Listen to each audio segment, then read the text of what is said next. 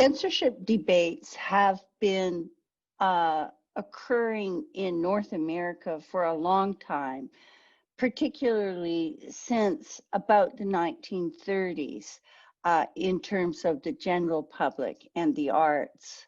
And one of the questions raised in Mitchell's article and elsewhere has to do with the role of political censorship in art forms, and whether and who should decide what is obscene or offensive in public exhibitions and concerts too, by the way.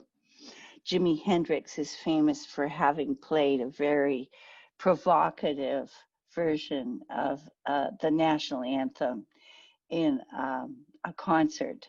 And the extent to which the First Amendment in the United States about freedom of speech should be used to evoke censorship on the grounds of obscenity. And an exhibit that's often mentioned is an exhibit from that was planned in the 1980s that included a work by Andreas Serrano called Immersion, which was a small plastic crucifix submerged in the glass of the artist's urine, and also a series of photographs by a photographer named Robert Mapplethorpe. In the Sensation Show, one of the main works that was criticized was a work by a Ghanaian-born artist named Chris Ofili, and it was a depiction called The Virgin Mary.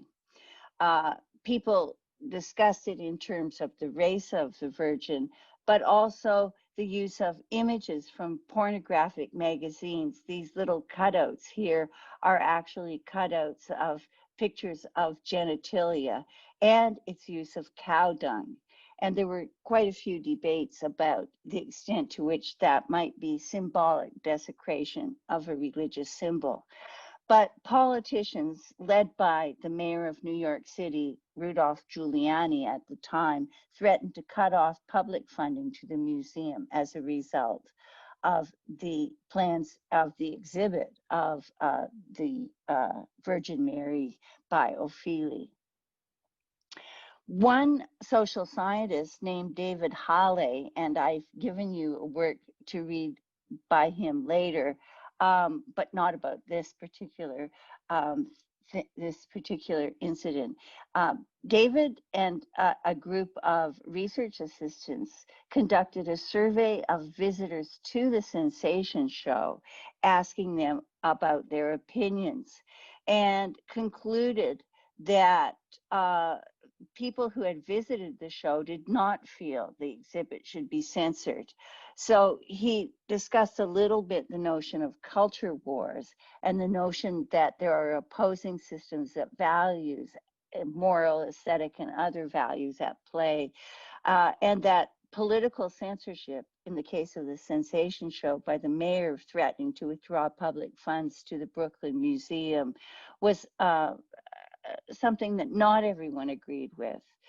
Religious objections were there. The Catholic mayor of New York was offended and tried to shut down the show, but the intentions of the exhibition organizers were also put into question. The show was called Sensations, and the nature of the works was somewhat controversial.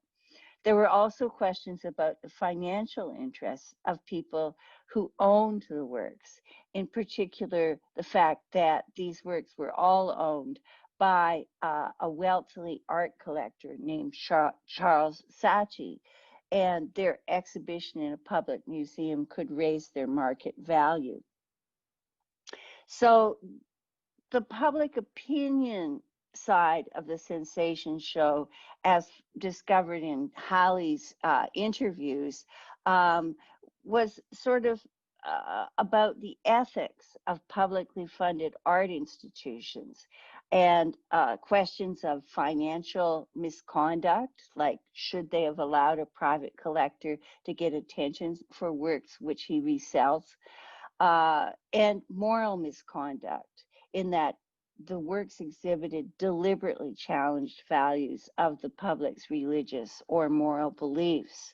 But the survey of visitors at the show found that the majority of visitors felt it was okay to show potentially offensive works in what they called bounded institutions. And in this case, the institution was bounded by admission fees. So I'm going to stop, here, and I'll come back to another reflection on how images inspire hatred.